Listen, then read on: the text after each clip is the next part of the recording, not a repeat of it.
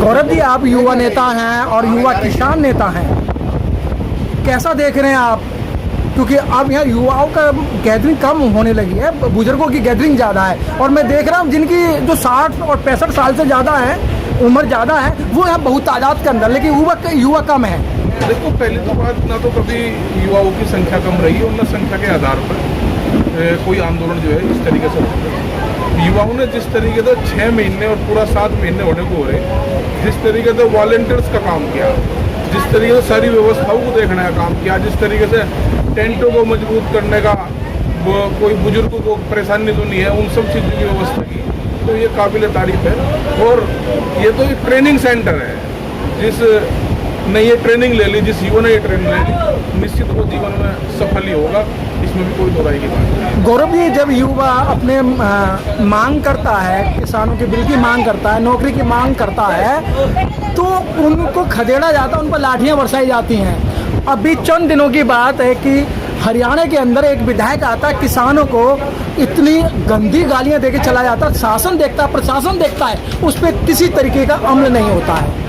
बिल्कुल भाई, वो 2-2 करोड़ रोजगार की बात जब सरकार ने की थी और बड़ी उम्मीद के साथ में इस देश के नौजवान ने ये सरकारें बनाई थी, पूर्ण बहुमत की सरकार बनाई थी, और आज वही नौजवान सड़कों पर उतर के आंदोलन को पूरा, क्योंकि सर्दी देखी उसने, सर्दी में 4-5 डिग्री का सेंटीग्रेड उसका वो भी देखा तापमान, आज 45 डिग्री का भी देख रहा है। तपस्या है, आज तब के जो है जो नौजवान निकलेगा वो इनको जो है सबक सिखाने का काम करेगा। वो पूछेगा कि भाई, जब आप इतिहास में ये दर्ज होंगे, जब आप चुनाव करा रहे थे, जब कोरोना नहीं था और जब उसका भविष्य दाव पर लगा था, उसकी 10वीं और 12वीं की परीक्षा आपने जो है रद्द कर दी थी कोरोना महामारी के नाम पर। वो परीक्षाएं रद्द होगी जिनके आप लोगों ने फार्म भरवा दिए, 500-600 रुपये के फार्म भरे गए और परीक्षा टाल दी गई। वो सारी चीज़ें क्योंकि एकत्रित कर लिया उन्होंने धन, भाई फार्म भरवाए, फार्म से पैसा एकत्रित कर लिया और उसके बाद वे स्थगित कर दी। देश का भविष्य तो खराब हुई क्या? वो नौजवान पूछेगा चुनाव में, जब वे जनप्रतिनिधि वोट मांगने के लिए जाएंगे तो उनसे पूछने का काम करेगा। क्या लग रहा है कि आपको 2022 में इस आंदोलन का व्यापक असर होगा उत्तर प्रदेश में, क्योंकि उत्तर प्रदेश को अभी से ही तैयारी चल रही है सरकार में? देखो, जिस तरीके से अब की बार भी आंदोलन के दौरान तो पंचायत चुनाव हुए और इनको सबक सिखाने का काम प्रदेश की जनता ने किया।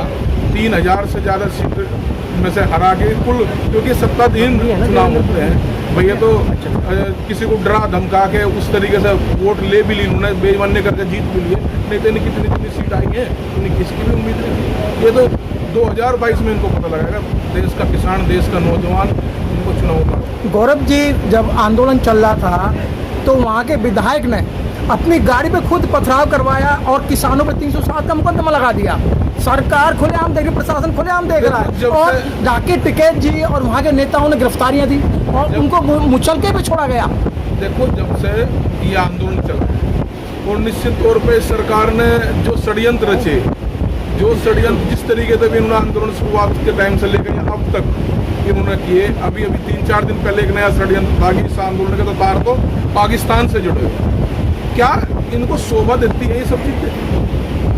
अरे भाई, देश का किसान अपनी मांगों को लेकर, अपने हकों को लेकर बैठा है। आज क्या स्थिति देश के किसान की है?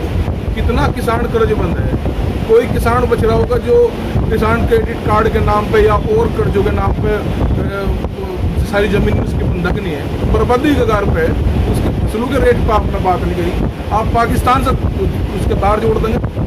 अरे, देश के किसान तो बड़ा राष्ट्रभक्त नहीं है और ना देश की किसान की उन्नति नहीं होगी, राष्ट्र का उद्धार भी नहीं हो सकता। ये सब चीजें सरकार को समझनी चाहिए, ना इन पर वार्ताओं का दौर चालू कराए, शर्म न कराए, क्योंकि वार्ताओं का जब दौर चालू होगा, 11 दौर की वार्ता और 12 संशोधन करने को सरकार तैयार होगी। अभी आप कह रहे थे कि नीति आयोग के सदस्य ने कहा कि भाई ये तो किसान के उसमें समझ नहीं आ पाया, यानी कि किसान को अज्ञानी कहा। जब मेज पे बैठ के बात हुई तो उनके अधिकारियों को, उनके मंत्रियों को, यही देश के किसान जो संयुक्त मोर्चा के नेता हैं, टेबल पर बैठ को मजबूर कर दिया, क्योंकि 11 दौर की वार्ता और 12 संशोधन, और आप वार्ताओं का दौर चालू कराओ, आपको पता लग जाए सरकार शर्मा रही है, नहीं तो बीच के सारे पन्ने इनको खराब है, पूर्णतः खराब है। कुछ चंद पूंजीपति जो इनके यार हैं उनके लिए कानून बनाई, असीमित भंडारण कि कोई कहीं खरीदो। इन्होंने कहा कि भाई पूरे देश का किसान कोई कहीं भी जा सकता है। कैसी बात कर रहे हैं? यहाँ का किसान जाकर कर्नाटक में करेगा, अपनी फसल बेच का होगा। ये नहीं चलेगा, ना इसको बहकाने की कोशिश करे सरकार। अपना वार्ताओं का दौर चालू करे। हम फिर भी कह रहे हैं कि वार्ताओं का जब दौर चालू होगा, वार्ता से ही इस चीज़ का हल निकलेगा और वार्ता का दौर कर्म नहीं टूटना चाहिए। 11वें दौर की वार्ता में नरेंद्र तोमर जी ने साफ कह दिया था, जो मैंने देना था दे दिया, इससे ज्यादा कुछ नहीं मिलेगा। और उस दिन 11वें दौर की वार्ता में किसानों की भरपूर तरीके से सरकार ने बेइज्जती की। देखो, उन्होंने कहा गया ना कि हम 1.5 साल के लिए वो कर देंगे इसमें। किसान ने कहा गया ना 1.5 साल तो आ तो लिया भाई, 5 जून को कानून लागू हुए थे, 1 साल हो लिया और 2-4 महीने में हो जाएंगे। किसान ऐसा थोड़ा है कि वो हफ्ता जाकर वो तो फिर नहीं आएगा, वो बैठा हुआ है, 1.5 साल हो जाएंगे और उसके बाद फिर रद्द कर दिए। ये कानून पूर्णतः किसान नहीं, मजदूर जो दिन में अपना कमा कर खाने वाला, जो शाम को खरीद कर खाता है, अपने घर पे शाम को खरीद कर लेके जाएगा, वो उसके लिए, छोटा व्यापारी उसके लिए, कंज्यूमर उसके लिए बर्बादी का काम करेगा। किसान तो एमएसपी की तो लड़ाई लड़ रहा कि हम लोगों को गारंटीड एक कानून बना दें कि इससे नीचे की हमें गारंटी मिल जाए कि इसके न्यूनतम समर्थन मूल्य से नीचे की कोई भी खरीद नहीं होगी। इससे छोटी चीज़ तो किसान न्यूनतम मांग रहा। बर्बाद हो जाएगा, देश की जनता बर्बाद हो जाएगी। सरकार को चाहिए रद्द करे। हम लोग भी चाह रहे कि एक ऐसा कानून बने जो देश के किसान के हक में हो, देश की जनता के हित में। उसमें स्वामीनाथन कमेटी की बात होगी, उसमें किसानों के कर्ज कैसे हटेंगे उस पर बात होगी, कमेटियाँ बनेंगी, बैठ कर बातचीत होगी। त्योड़ियाँ डाल के नहीं कि भाई मेज पे उनके लोग त्योड़ियाँ डाल के बैठेंगे और हम लोग सत्ता परिवर्तन की लड़ाई नहीं लड़ रहे। पहले तो बात ये है, हम व्यवस्था परिवर्तन लड़ रहे हैं। व्यवस्था परिवर्तन निश्चित तौर पर, क्योंकि 67 जब से देश आज़ाद हुआ नहीं मिला देश से किसान को कुछ भी।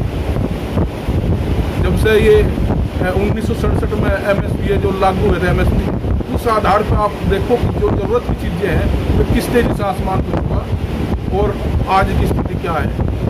गौरव जी, आप लोग शांत बैठे हैं, दिल्ली पूरे बॉर्डरों पे किसान बैठे हुए हैं, लेकिन सरकार जो है समय समय पर आपको थर्मामीटर क्यों लगाती है? क्यों थर्मामीटर लगा के चेक करती है इनमें दम कितना रह गया? देखो, इसको शायद सरकार ही नहीं चाहिए। एक जो ये बात पहले जब चुनाव लड़े थे लोग, इन्होंने कहा था कि अब की बार मोदी सरकार, ये पार्टी की विशेष की सरकार, क्योंकि पार्टी के लोग तो इनके सब यहीं आते हैं, धरनों में आते हैं, इनकी किसानों की सेवा करते हैं। कोई चिन्ह लेकर आता है, कोई प्याऊ का सिस्टम करता है, कोई बर्फ लेकर आता है, कोई दाल लेकर आता है। वे लोग भी परेशान हैं क्योंकि ये मोदी सरकार उन्होंने लिया तो एक चेहरे को चमका के और सब भाजपा वाले को सबको बर्बाद इन्होंने कर दिया। ये तो भाजपा वाले इनके पीछे भागने वाले हैं। लेकिन जो रद्द, अभी तो मंत्री जी ने भी, जो कृषि मंत्री ने कहा है कि भाई कानून रद्द नहीं हो सकते, क्यों में कुछ खामियां हैं तो वो ठीक हो सकती नहीं, क्यों, मतलब ऐसी कोरोना महामारी पिछले साल जब पूरे देश की जनता अपने घरों में कैद, ऐसी क्या इनको आपदा आ पड़ी थी देश पे कि इनको कानून लाने पड़े। अरे भाई, इसको कानून को रद्द करें। 6 महीने तक ज़्यादा जो है किसान आंदोलन है, सड़कों पे पड़ा है, सारे बॉर्डरों पर लाखों किसान आज भी हैं।